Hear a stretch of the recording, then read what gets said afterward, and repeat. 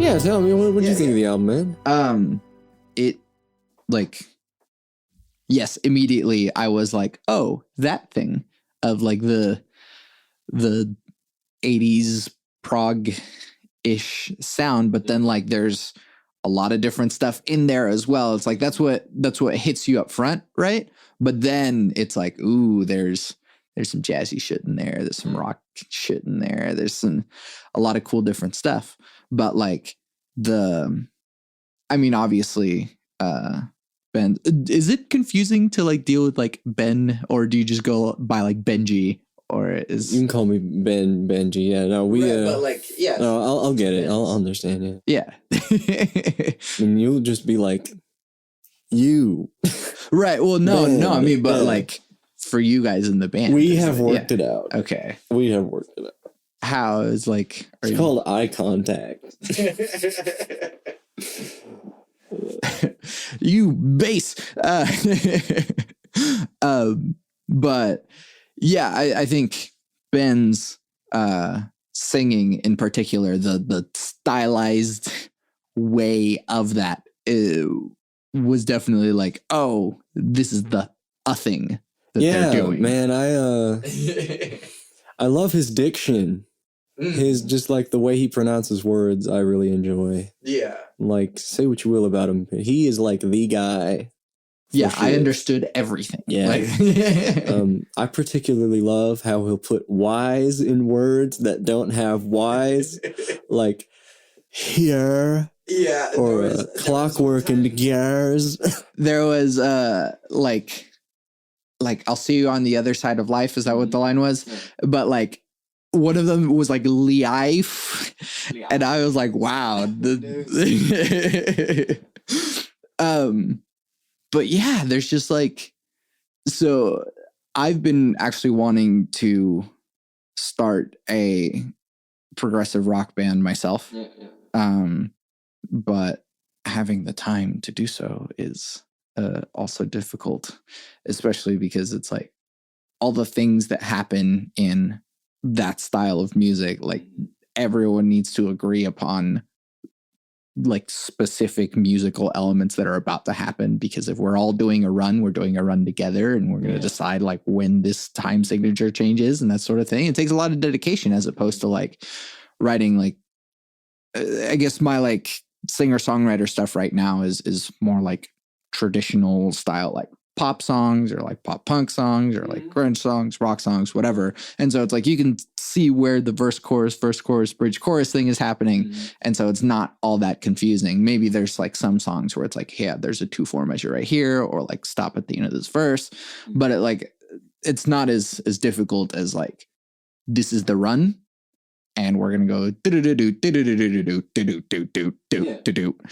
And it's like, we gotta like get a feel for that. It takes a lot of rehearsal, it takes a lot of practice. And so it takes a lot of dedication with a band to make that kind of music. And so that's one of the reasons why I haven't done so. But like, I keep seeing people in my community do this shit, and I'm like, man, I really want to start this prog rock band.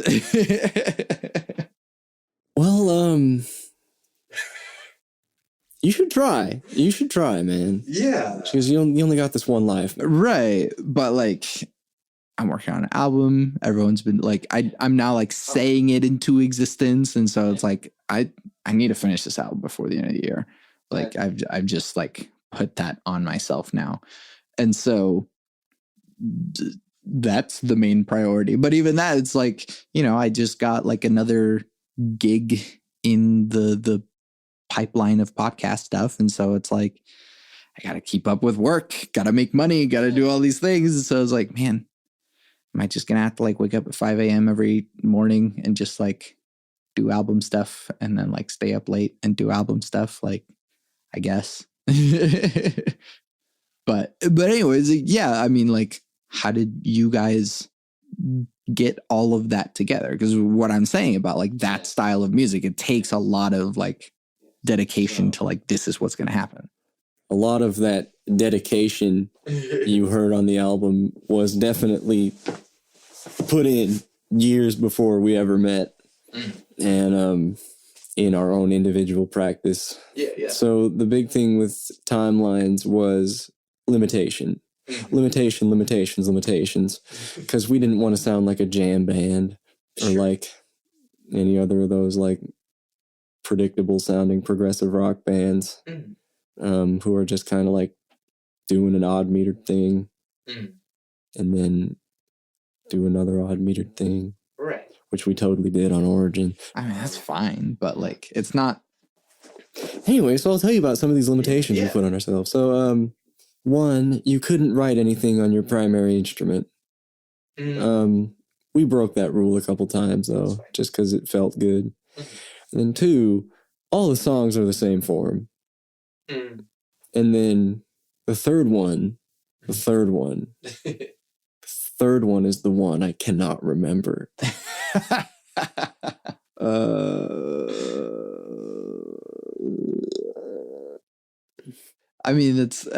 Already that's a good thing to like. So yeah, the why not on your primary instrument things? Because that would we wanted to write different sounding stuff, or like writing stuff in really roundabout ways. So Ben, the singer, wrote the first track on bass guitar, and he primarily plays keys. And then the second song, our drummer pretty much wrote single-handedly on keyboard. And he even wrote like most of the lyrics to that song too. And like the harmonies was all him on keys, and the bass part, like the wow was that's his left hand. That was just his left hand. And then the third track, I started playing that riff as a joke in rehearsal. So we broke the limitation there. The fourth track was just kind of a spontaneous thing, and broke it there. I wrote Assemble on music notation software. It was a big phasing experiment. What I did was I took an A minor 7 arpeggio, and then I took another one, and I put one of the A minor 7 arpeggios, and this is also like 4 quarter notes for those music people out there who I'm talking to. So 2 A minor 7 arpeggios of quarter notes, and then I put one of them. I liked it the most when I put one of them on the and of 2 against the other one, and that's how I came up with that line. And then Infields was the last track was just that was a jam. But I also wrote that fast part. I wrote that when I was 18, just like on the off chance. Yeah. It was interesting. So like having seen you at Mental Mondays, which those are things that happen every Monday and people should go to, or not every Monday, every month. Shout out Jarvix on the last Monday of the month. I think that's how that works. Yeah. Shout out Jarvix.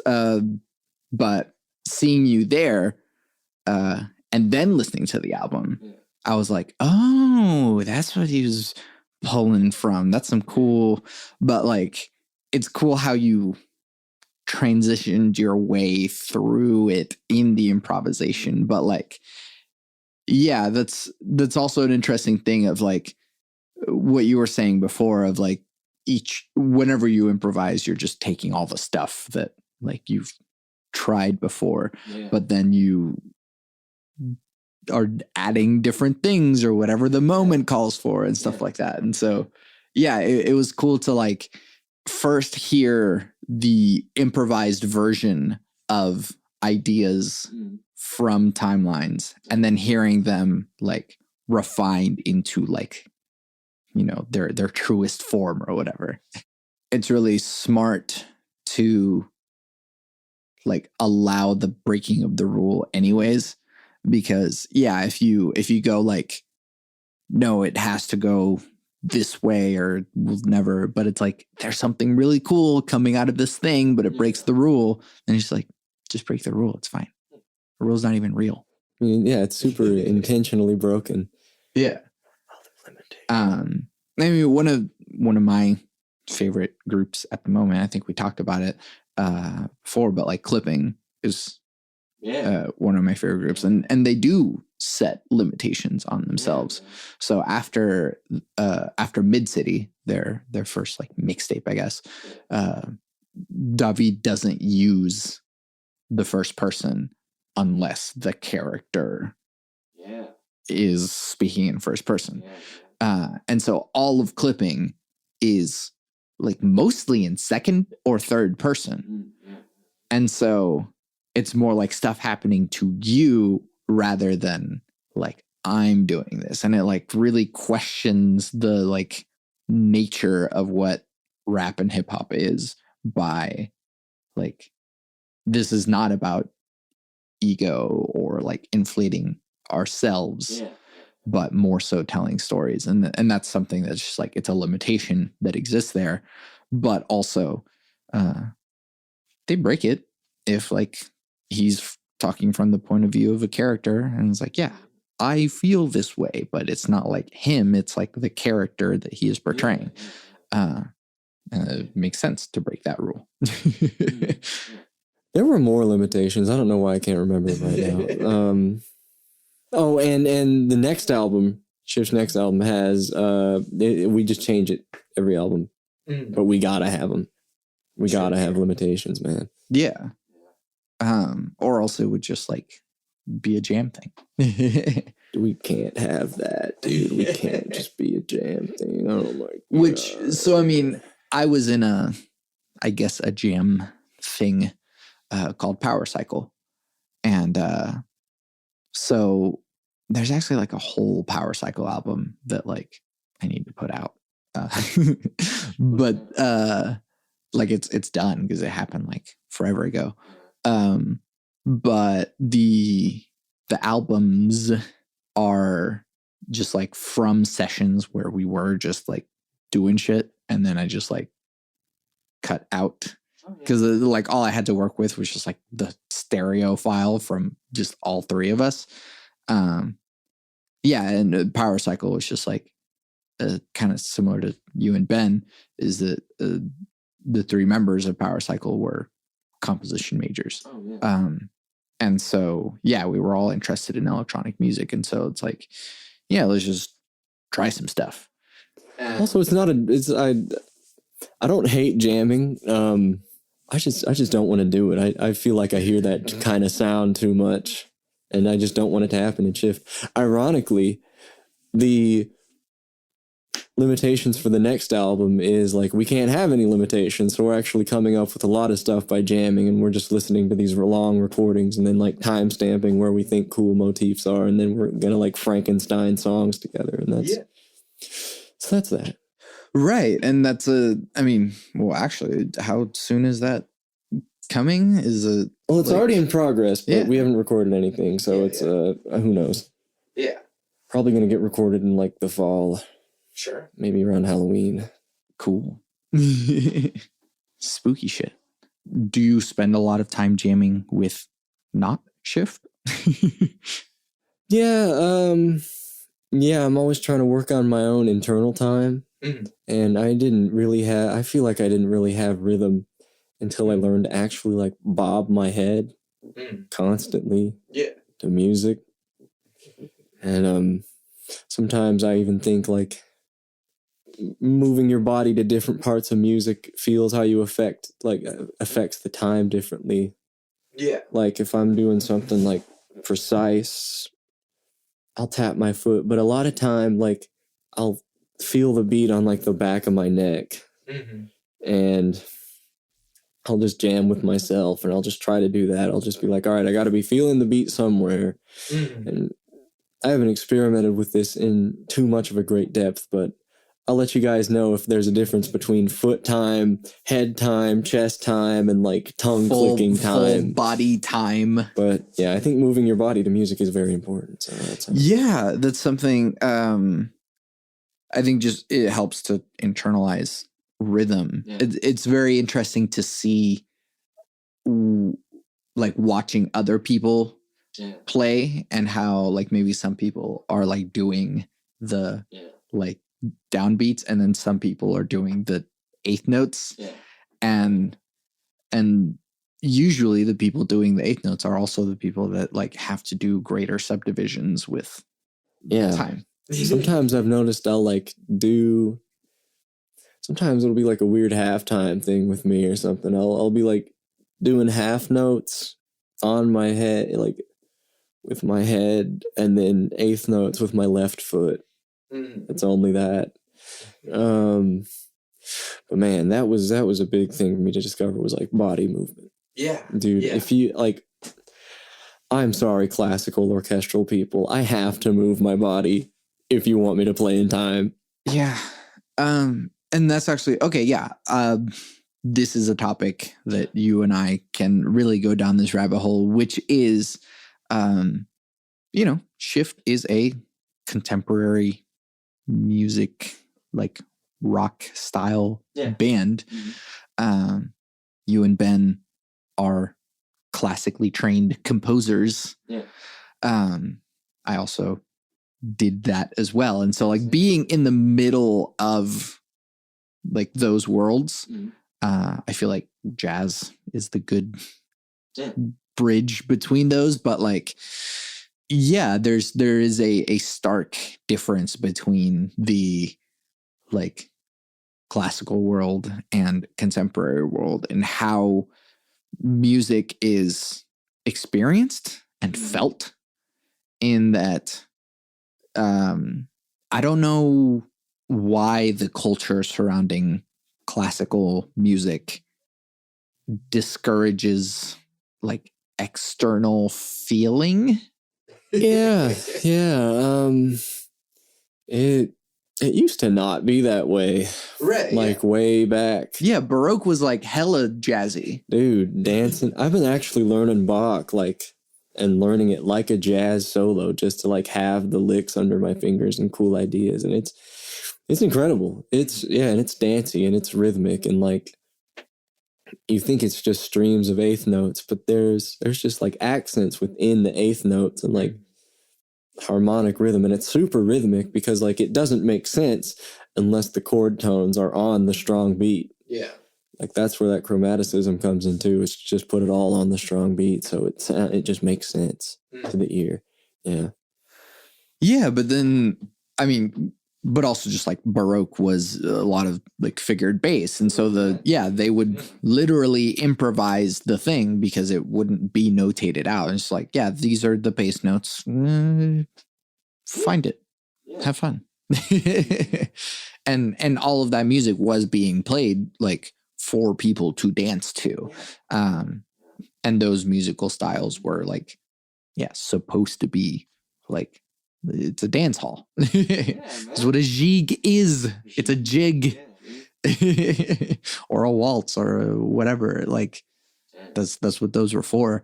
But like the elitism, I think, plays a role in that. That I could not stand that, man. That was definitely there at OCU. Where did you go for your UCO? UCO. Okay. Yeah. So I got my master's in composition at UCO, but I got my bachelor's in production at ACM, which is still a part of UCO. Yeah. Cool. But UCO doesn't have a composition undergrad.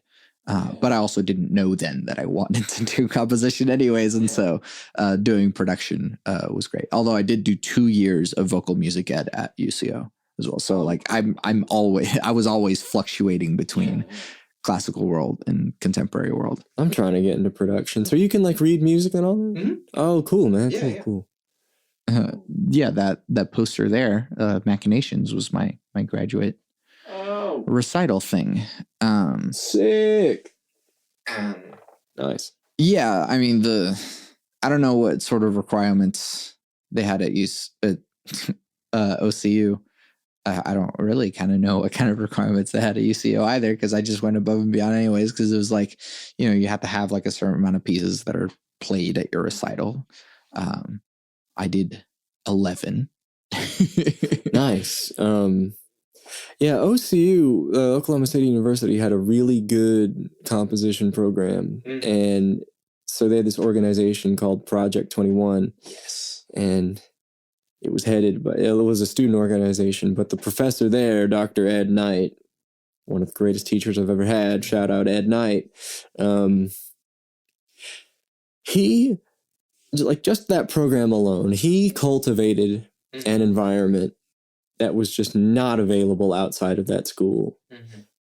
And I think that just makes him a great teacher.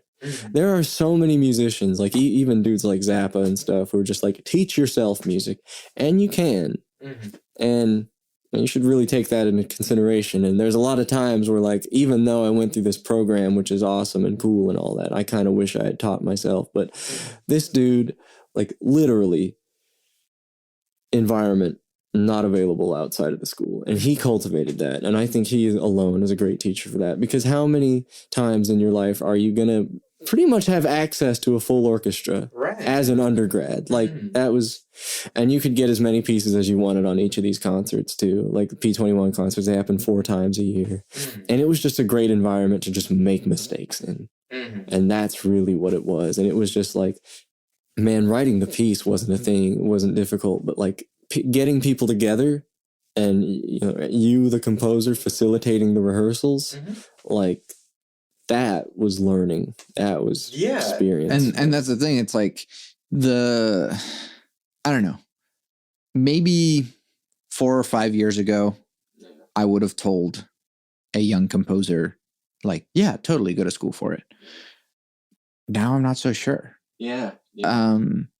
Because we have this thing called YouTube. Dude, yes. Literally, yes. And I mean, honestly, a lot of universities are teaching through YouTube anyways. So it's like, why are we paying for this shit, especially this amount, to be able to get the information that already exists out there? And obviously, like, part of the thing of the university is that there's, like, curators of content. There's a lot of garbage on YouTube that you have to wade through as well. But, like, I learned a lot of good shit on YouTube, bro. Adam Neely, Rick Beato before he got really old, Jens Larson, man, I love those dudes. Ben Levin is Ben Levin is my muse at the moment. Oh, he's fantastic. Yeah, because the way that I've always described it is that, like, Ben Levin summited Mount Guitar. Oh shit. But, like, he's not just doing, like, oh, here's just, 30-second notes at, like, 140 BPM or whatever. Like, he can, but he doesn't, because he wants to make music, and he just wants to make, like, stuff that's, like, catchy, or stuff that's musically interesting, or just expressive. And he's just, like, the most musically expressive person I've ever seen. And combines it with the animation and everything. And again, like, he went to Berkeley, but, like, all that stuff is not really something that even he learned at Berkeley. He learned how to play the instrument and how to, like, collaborate with people. But, like, the rest of it is about yourself doing it. And so, like, looking back at my master's in composition, like, it was really just write stuff because you have to. And then get people to play it because you have to. And it's good to have that environment, right? To like, have people around to play your things for free. Oh, for free. Oh, dude. But, like, after that, I mean, like, I had 42 musicians on my recital, and, like, wrangling that many, like, busy ass music majors is insane. And I did it, and it's, like, the biggest thing I've ever pulled off so far. But, like, I could do that outside of university. It might cost more money than it did. And it did cost me money, obviously, going to school for it. But, like, printing the posters and the notes or whatever does cost money. But in the end, it's like, make music, have people play it. That's what composers do. Do you think you're going to, like, now that you are freshly post school, do you think you're going to write pieces and have people play them? Yeah, probably. Yeah. I mean, I'll be writing for Shift for sure. And I'll just be I mean, dude, music just falls out of me. Yeah. Like, I'm sure it does for you too, but like it really just falls out of me. Yeah. So it's like I'm just gonna write for other people just cause. I haven't written any classical type sheet music stuff in a while though. So yeah, we'll see. I'm really trying to learn more about production right now though. Yeah. I mean, so I the last thing I did that like counts as composition that people can see. I scored a short animation for a CalArts student. Yeah. And I didn't use notation. I used MIDI. Like, and so like I had these skills, right?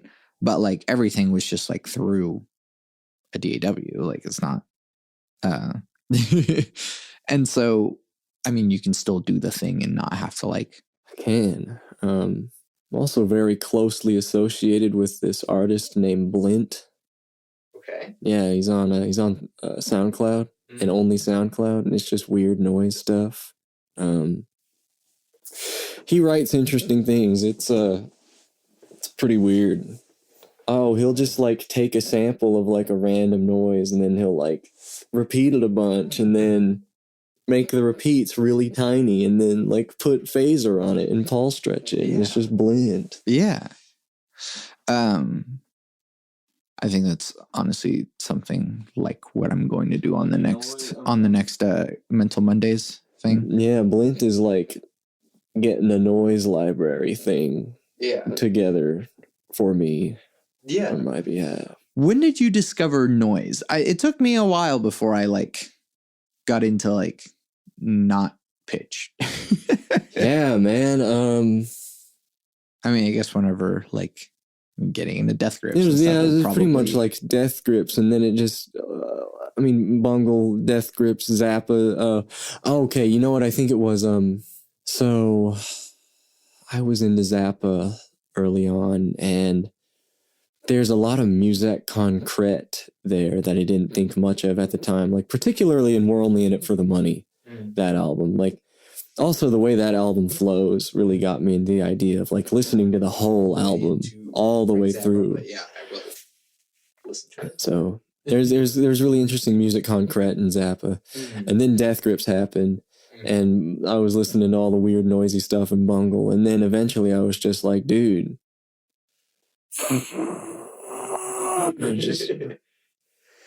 Yeah, because I don't know, maybe just like throughout the course of my master's, I was like, all right, I think I got, like, I'm sure there's more to learn, obviously, about pitch, but like, I think I got it. Like, yeah, dude, I've got the idea. The thing about pitch is like, there's only 12 of them, dude. Yeah. That we use, that is like, you know, traditionally easy to do on the instruments that we have. You got 12 of them. Yeah. Man. And so, as complicated as of a system as it is, it's not. Yeah. Like, we can figure out patterns. Like, the brain is smart enough to like figure it out well enough. And like, honestly, most of the time we're only using 7 of them. And so like, you know, occasionally you might throw in some extra notes, but like, you know, as far as what people might consider palatable is still mostly 7. Okay, I just remembered a thing. So when I was 18, I got unreasonably obsessed with Captain Beefheart and like Trout Mask Replica. You ever heard that album? I've been meaning to, but it's just, yeah. So that album is like noisy. A lot of people are like precursor to math rock type thing. Okay. And that album was the pinnacle of me and my unpredictable music desires. Like after I listened to that album, it was, the doors had been shattered. They had been blown open. I was like, man, because I passionately love this objectively bad music, nothing is bad anymore. Nothing is invalid anymore. I actually like listen to everything now, including noise. And that was it. That was Trout Mask Replica when I was 18 was definitely like the tipping point. Yeah. And I mean, that's what separates pitch from frequency. Yeah. And so, and actually speaking of which, like every time I talk, there's a ringing for my drums right now, and I don't know which one is doing it. Your snare is definitely off, so yeah. Dude, drums have been so fascinating to me lately, dude. I revisited this album, and like just the snare sound got me really fucked up, dude. Like he's just hitting. Oh, I'm talking about King Crimson's Discipline right now. I'm wearing a shirt of this album, and yeah, the snare sounds got me really fucked up. Like Bill Bruford, I mean, he's just hitting rim shots. Like that's all he's really doing. Like, oh, it is so amazing. Drums have just really been inspiring to me lately. Yeah. I only recently got this drum kit, and it's been just like I'm trying to figure out how I drums. I'm left-handed, so that's why the ride is on the left there. Oh, interesting. And I figured the best compromise, like instead of just doing like a fully backwards kit, like it would make it really difficult for people to like backline if I was like playing drums and have to like rearrange the entire fucking kit. Instead, I just decided to be open-handed. And so that's probably going to take you way farther than you think it will, man. That's cool. Yeah, I hope so. I don't know. But like, yeah, the right is just on the left. That's it.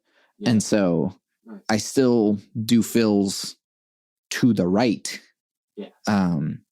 But I'm never crossing my hands over to play the hi-hat unless I'm doing, stuff on the hi-hat that requires both hands. But like, then I'm just both hands. Like my hands are never really crossing. The weird part about it is that since I'm leading with my left, fills to the right, if I start it on my left hand, like on the downbeat, then I have to cross under my right hand or over my right hand. Kind of Ringo-y, yeah. And that's just, I'm still getting used to that. That's cool though. So I've actually been starting fills like on upbeats so that I can just be open on the way down. I don't know how much you've played drums, but like this is something that like once you're like physically doing it, it's like, oh, this is what it feels like. No, I get it. I'm about as useful as a click track on drums, but I can play them. Right. Yeah. And that's pretty much where I am too. But it's like, having I'm trying to find the instinct, right? Yeah. Of like, you hear a sound or you hear something rhythmic and like, what does this sound like on drums? Yeah. And especially since like, so I play a lot of rhythm guitar kind of because I have to, because I'm a singer primarily, I guess. And so the rhythm guitar tells you what the drums are going to do. Yeah. It tells you what the bass is going to do. Yeah. I'm a better bassist than I am guitarist. And like it's like hearing what the guitar is telling you and then recreating that on drums, or hearing what the keyboard is telling you and playing that on drums. That's like an instinct that I'm like looking for. Yeah, dude. There are a lot of fills I definitely like, even in shift play, where I'm just trying to copy a drum lick. Like that is inspiring to me, man. Also, one day I was just hitting Matt's snare, and I was really amazed with like the sounds that were coming out of it, because like the initial impact note was an F natural, and then like the resonance it made immediately after that was like a B major triad sounding thing. Yeah, I forgot that you perfect pitch. What is the pitch that it's ringing occasionally? Right, it's like a. I mean, you're singing C sharp right now. I'd have to talk more loud. I heard A flat for like a sec. I heard A flat for That's like the a second, like a tom or something. Yeah. But no, the one that's been ringing is. Oh yeah, that's C sharp, man. Yeah. Gosh dang it. Oh, dude, you're good, dude. You can. Rhythm is more important than pitch, honestly. So no. But it's not so much about like yeah. the perfect pitch thing. It's more that I'm annoyed that the like something is ringing in here. But yeah, what is it like living with perfect pitch? By the way. Oh, well, it's interesting because I definitely like was aware of it before I knew what it was. I remember like being able to sing to stuff, and my mom would be like, "Oh, you're very good at singing in key."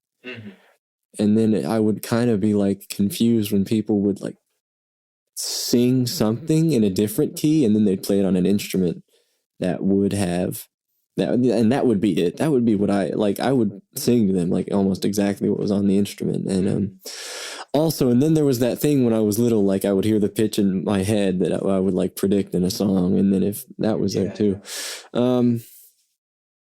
Anyway, I've actually been learning to like I've been trying to turn it off lately. Yeah. And so where pitch becomes frequency, dude. Yeah, but I've been experimenting with like listening to music with my body. And I know that sounds like the most stoner shit ever, but I got that idea from Victor Wooten's book, The Music Lesson. And you can do it. And it's an interesting experience. So like, because I have perfect pitch, like chromatic chord changes are really significant to me. Yeah. And like just pitch and like outlines of stuff is really significant too. It's also really quick to learn things too. Yeah. And but like I have a bit harder time detecting shape sometimes. Like and you got all these instruments. So if I'm like it's like I'll just do like I'll sing like it's like do do do like going in whole steps. I wouldn't have known that like do do do could be considered the same thing. Because they're both the same, they both have the same ascending shape. Like they're just getting sharper. But you were just hearing individual pitches. Yeah, I think about individual pitches a lot more. And this listening to music stuff with my body has been a really wild thing. Because like, you know, when you listen, it's Adam really could explain this better than I could. But it's like your ear does math really fast. And that's how you hear sounds. But I'm like, man, audiation, yeah. So it's like wild for me because I have to turn off audiation. And when the music is hitting me, I mean, the first thing I always notice is the snare or backbeat or whatever when I'm listening to music with my body. But it's wild because music goes from being like a process. A process. It goes from being a process. Like it goes from like music out the speaker being processed in my head. It goes from like that to like the music is running at me. Yeah, it's in my body. It's like, yeah, it's running at me, and like the notes go away. And I'm still at the very early stages of this where I can only do it for like a second. I've never done it for like a whole song before. It's such a weird thing to describe because it's really unique to me. But anyway, the notes themselves go away. And then like the curvature of the line is what I hear. And it's just like running at me. Cool. Yeah, because then you're able to experience it as it is rather than as your brain is trying to interpret it as it's happening. Yeah. Yeah. It's been a whole thing. Yeah. Something else I feel like there are opinions about is that you had mentioned gifted and talent, and I'm very bothered by those concepts. I am too. In that, like, not that talent isn't real, because it is, but I feel like as a culture, we have overvalued talent and undervalued skill. Yeah. And so for you have had, like, you started farther in the race. I always use this race metaphor. I absolutely did. Yeah. Dude, I absolutely did. Holy shit. But if you had never, like, all right, that's cool, I'm just going to keep listening to, like, the stuff that I think is fun or whatever, you wouldn't have, like, unlocked the potential that was there for your talent. And so it's like you learned music at an advanced rate because of that predisposition. Yeah. But anyone else that, like, may have had a harder time with that could get to where you are now with just work. Yeah. And I think that's even more impressive for someone to get to that point of, like, oh no, I didn't have perfect pitch. I didn't have this, like, I started, like, it blows my mind that, like, I've talked to some people that are like, oh, I started doing music like 2 years ago. And I'm like, what? And you're, like, doing this thing like this? And that's even more interesting to me because it's like you've had your whole life maybe, like, gathering stuff or whatever. And then you, like, really, like, did the work to, like, oh, I'm making up for lost time. Yeah. Yeah, that's some shit, man. I wish, dude, I feel like I have no discipline, man. And I really wish I did right now. Mm. And then school was also weird. Just that was so, like, school taught me that, like, people have expectations. Mm-hmm. People have expectations about music.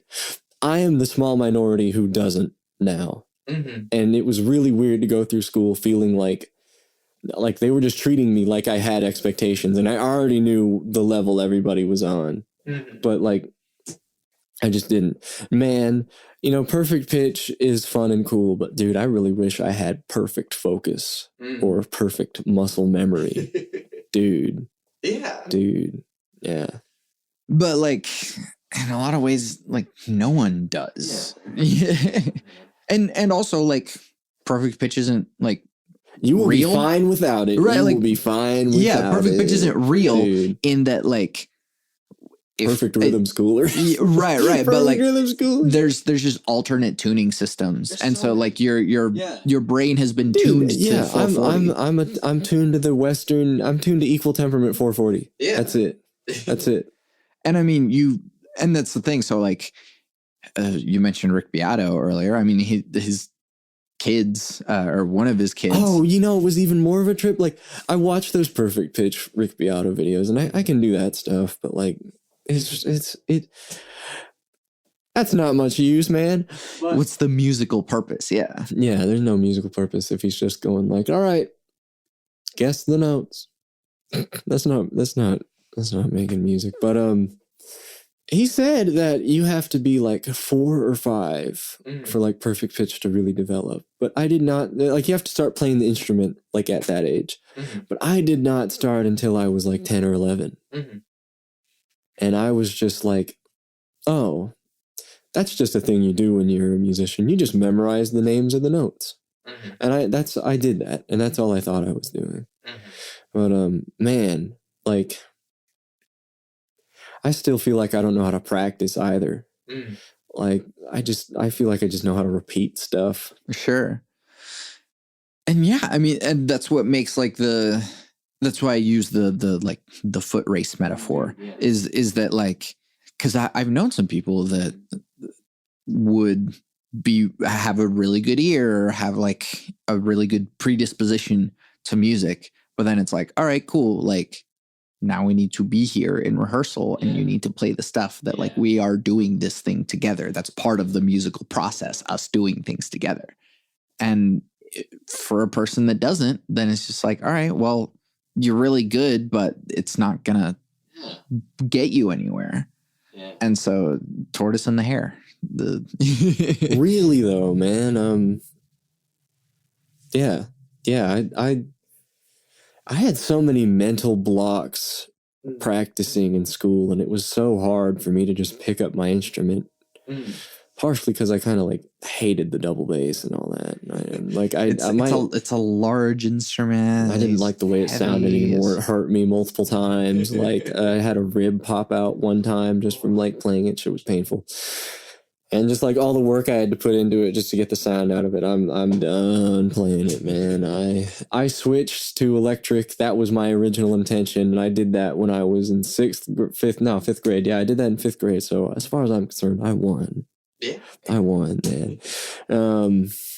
Still got the bow though. You can Dude, do some I have bow it. bass. I wanna sell it, pay off those loans, but dude, this is such a dry ass market. Nobody's gonna buy it. Like I tried to sell it to like some string shops, and they were just like, "Nope, not many buyers." I'm just like, shit.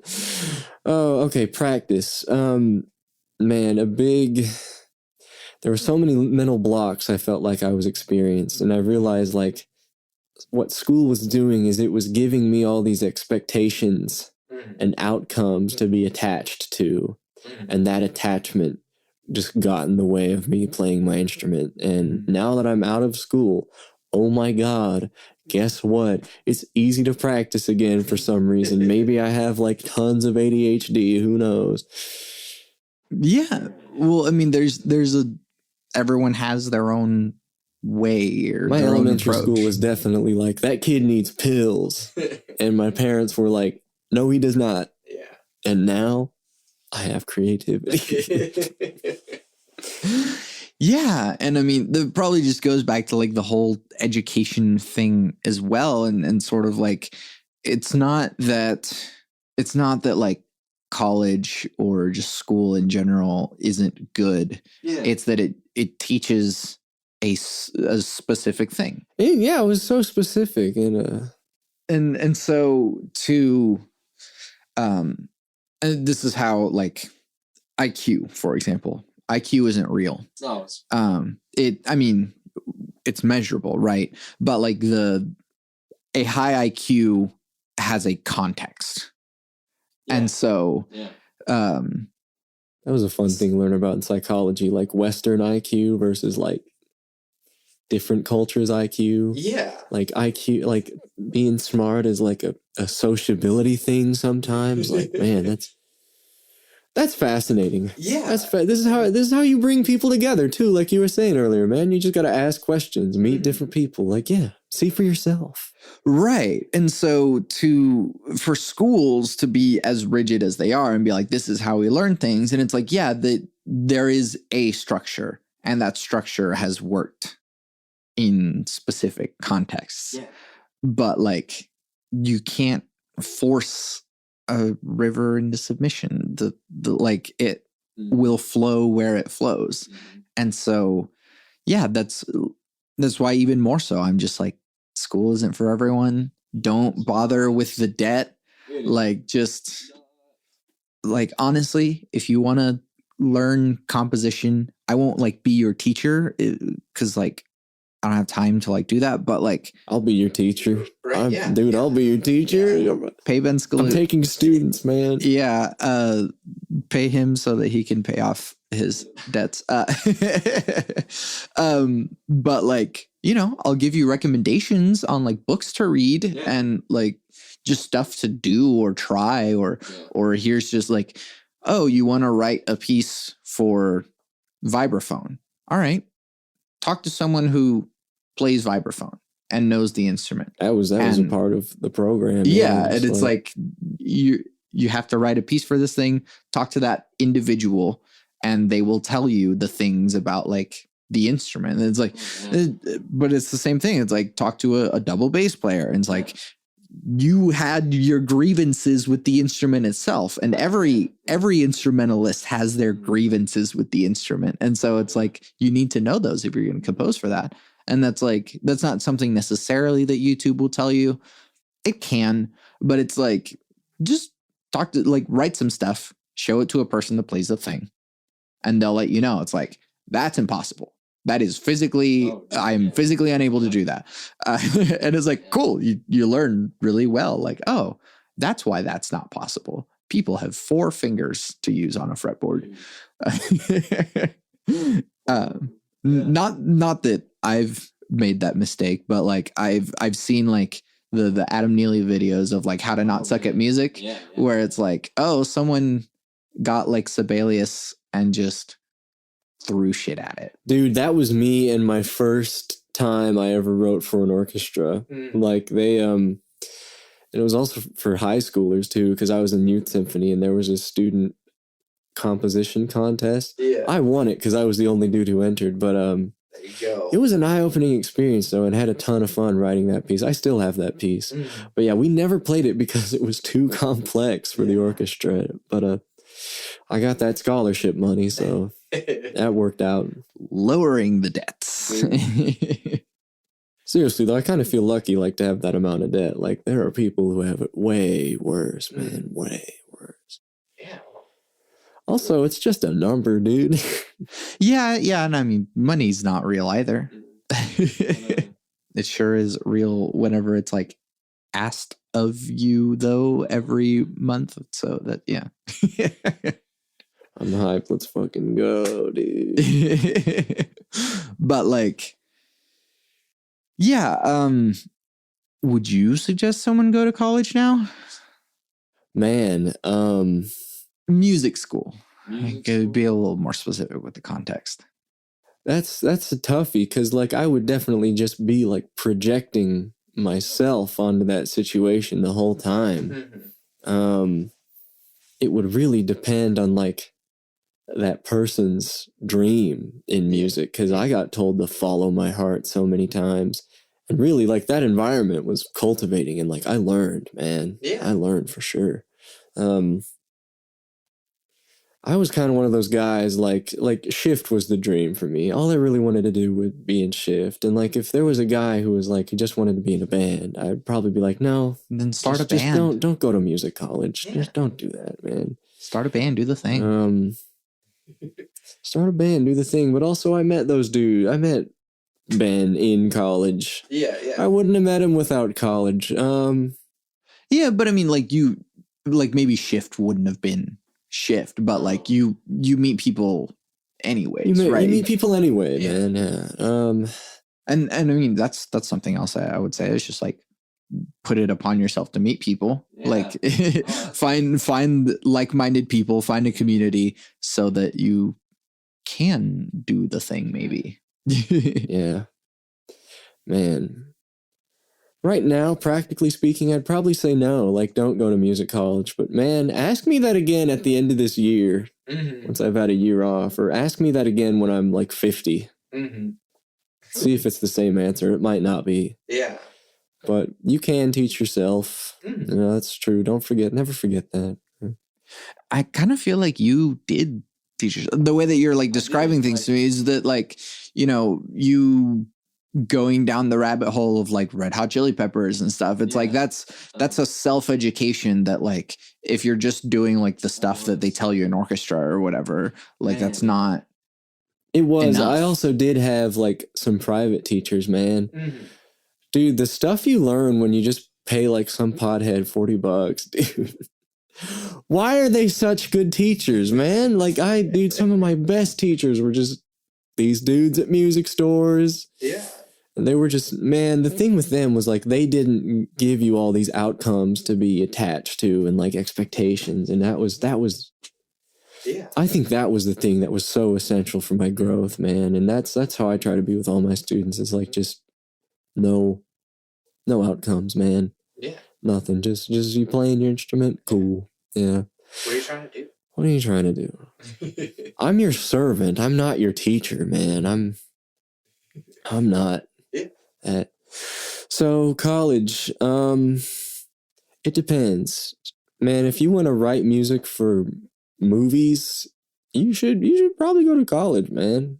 If you want to be like a legit film score, dude. Yeah. College would probably help, dude. Not that there aren't film composers that didn't go to school. So there definitely are, but it's a little bit harder to do so. If you want to teach college, you should go to college. Yeah, that's pretty much the only way in there, honestly.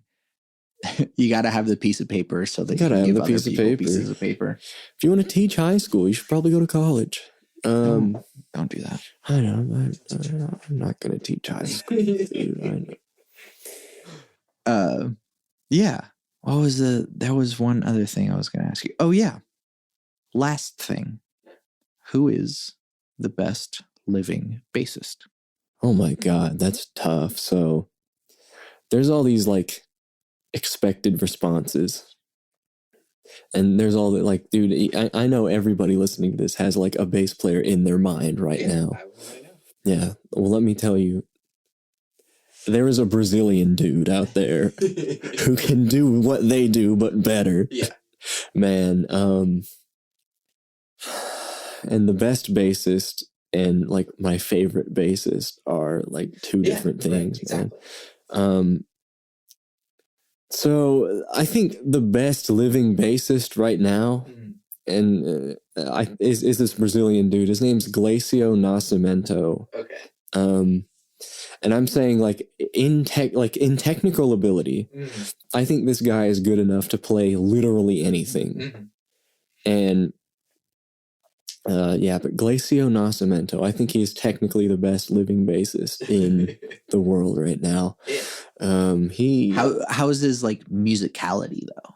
Killing. Yeah. Okay. I mean, he plays a lot of jazz stuff, and like artistically, you can't. I that's why I said technically. Like I don't think artistically he's the best bassist right now. And I don't know if I could even like give you an answer for like artistically. I mean.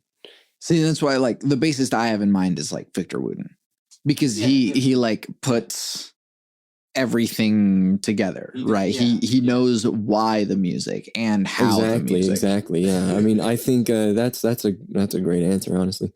I think Glacio can technically do everything Vic does too.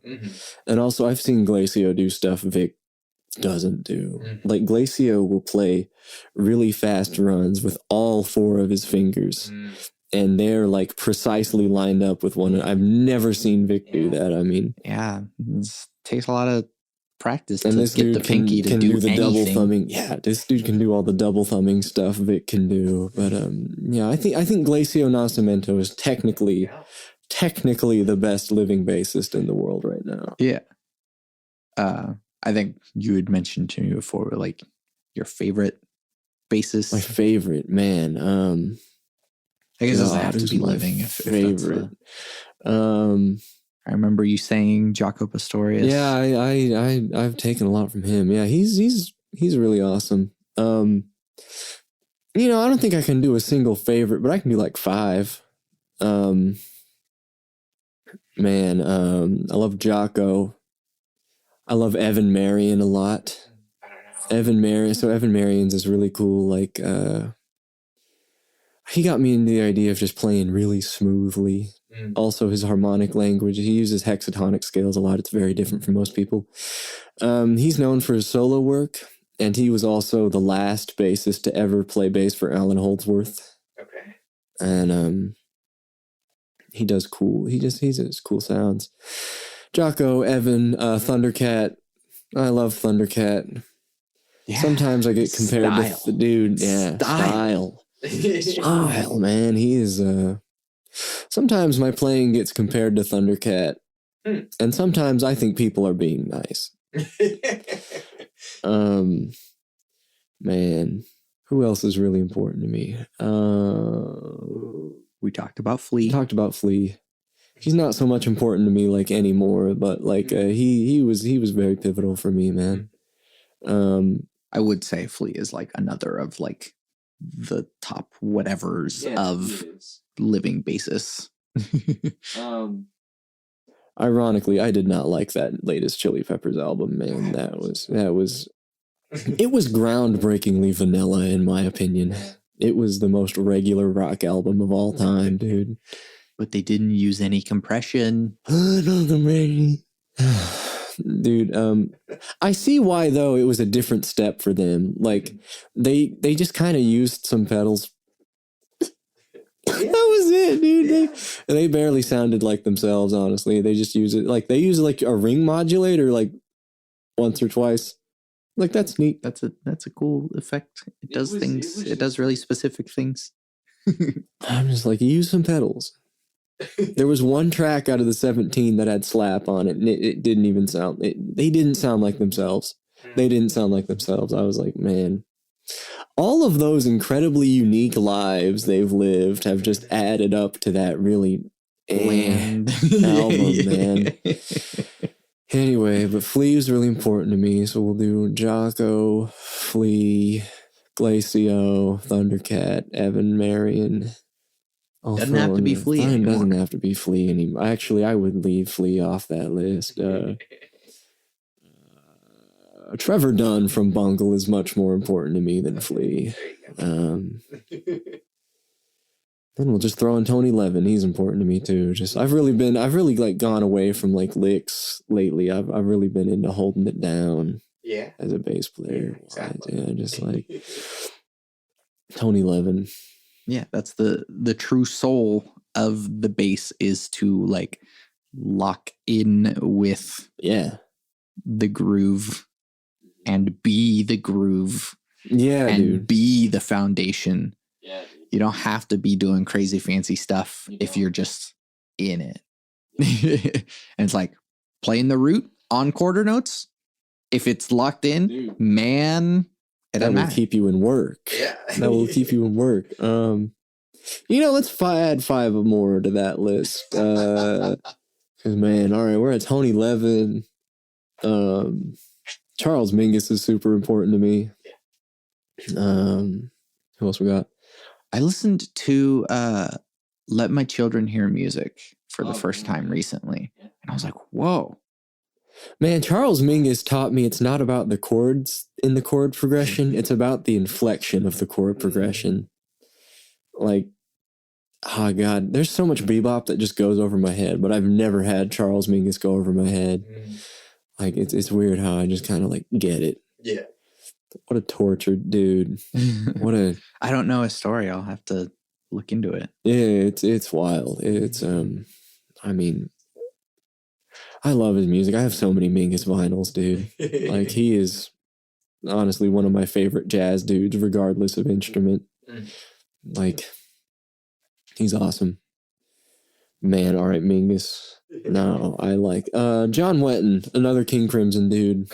Really good at playing counter melody stuff. My favorite Crimson album is actually Lark's Tongues and Aspic, and he's playing bass on that.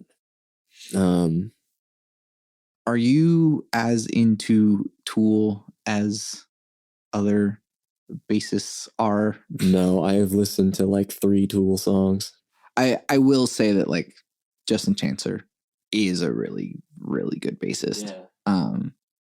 And just like really unique. Tool is one of my favorite bands, but like not for the reason it's a lot of people's favorite bands. Yeah. I never super got into Tool. Like, Schism, the other one. I like Jambi. I like that song. I barely listen to any Tool, man. Right, that's okay. No.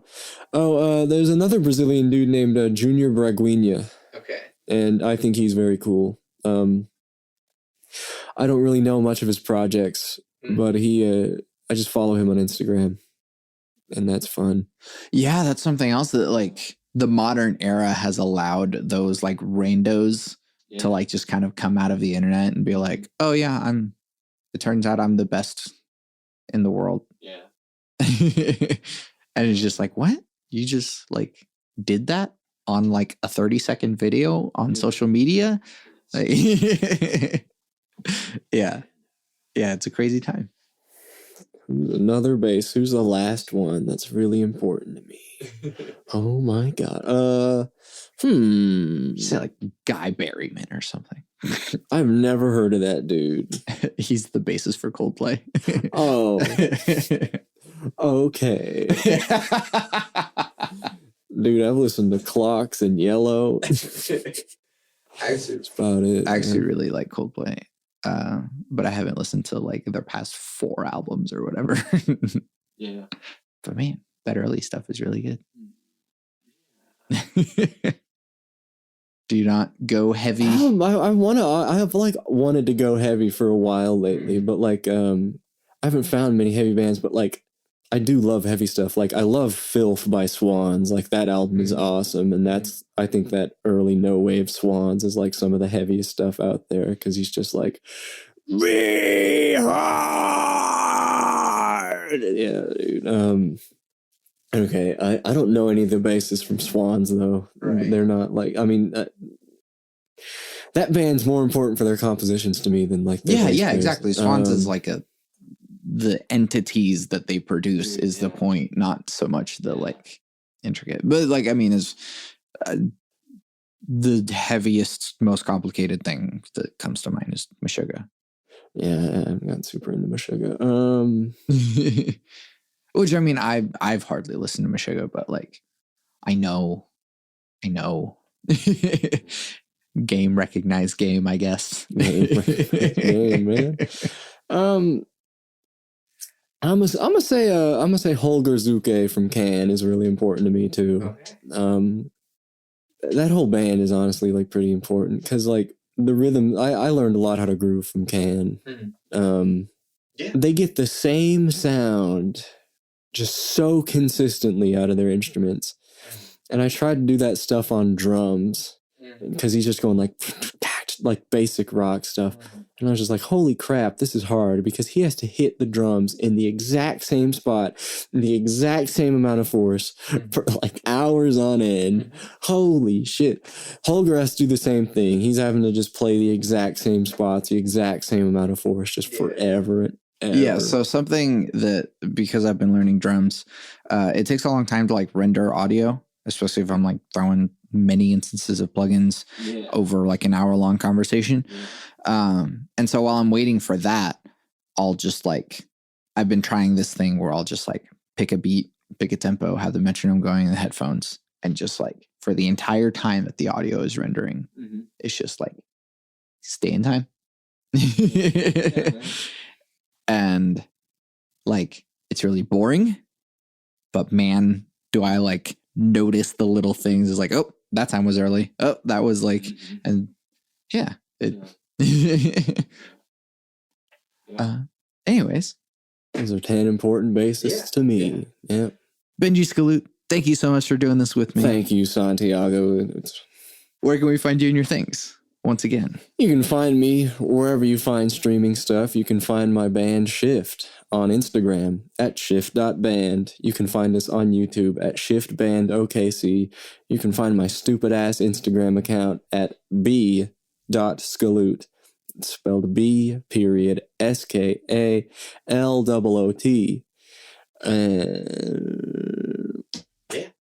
I gotta check with Jarvik, see if I'm playing at that next Mental Monday. Anyway, but Shift shirts available for $15. You can Venmo us at shift-band. Please include your size and address. We can mail them to you. There you go. Yep. Spotify, Apple Music, Bandcamp, anywhere. Tidal. People listen on Are Tidal. we on Tidal? I don't know if we're on Tidal. I gotta figure out if we're on Tidal. Are you through like DistroKid? Yeah, it was CD DistroKid, yeah. I'll ask Ben. That's a big question. Thank you for having me on your show so much. It's been a pleasure getting to know you, man. Yeah. Once again, I'm Santiago Ramones. And I'm Benji Skaloot. Now what's going to play? I'll play Origin. Okay. Yeah. Oh, we did the last track on the last. Yeah. And then we're doing the first track. Okay, yeah.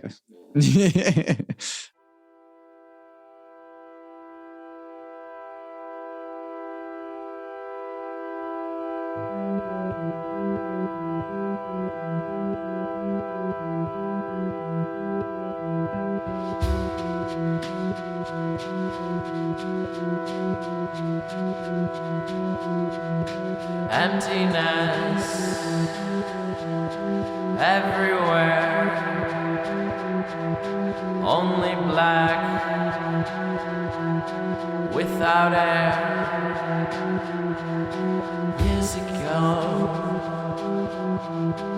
Years ago,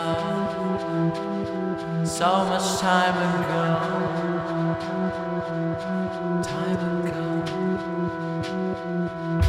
Nothingness, nothingness, nothingness, so much nothingness everywhere and nowhere.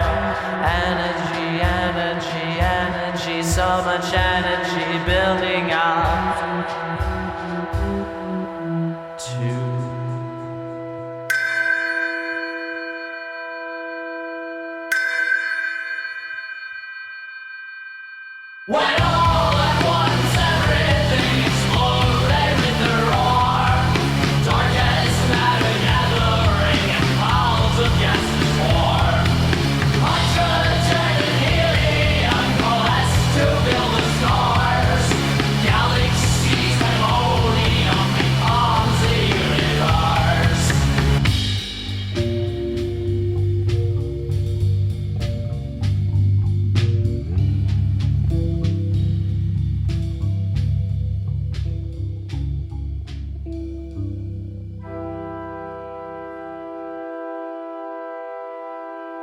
galaxies, gravity, moving free, expanding the universe, changing, unrehearsed, spinning without and in the Milky Way, and there, and there.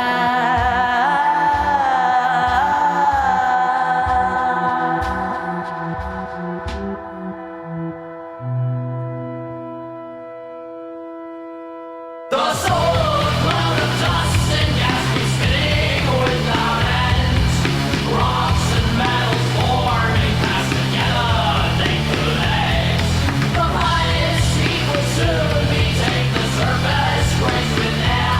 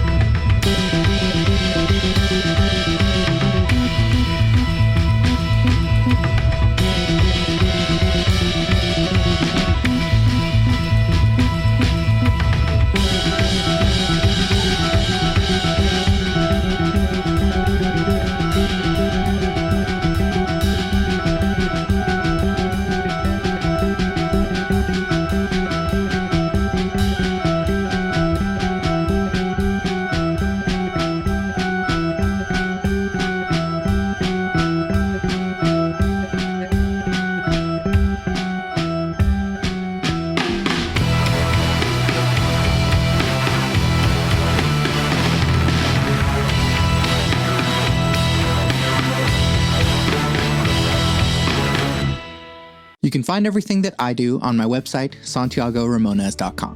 I make music and produce audio. The music you're hearing now is music I made. You can listen to official releases by Santiago Ramones on Spotify, Apple Music, and the other streaming places. Or you can support me directly by buying my music on Bandcamp. I'm working on Hypothetical, my first singer-songwriter album, so if you'd like to hear that at some point, there are lots of ways to support me on my website. There's a Discord server in which we discuss deep topics from the podcast, but it's also a community of beautiful human beings. All the links to all my things are on my website, santiagoramones.com. Please take a moment to rate and review the podcast. It would mean a lot to me to hear what you have to say, and it lets others know what to expect, better than I could ever explain. I want to help the world have deeper conversations, so thank you for listening to and supporting Bit Depth. I always end the podcast with my 3 things that shape my life philosophy. Those 3 things are: love never fails, it's going to be okay, I might be wrong.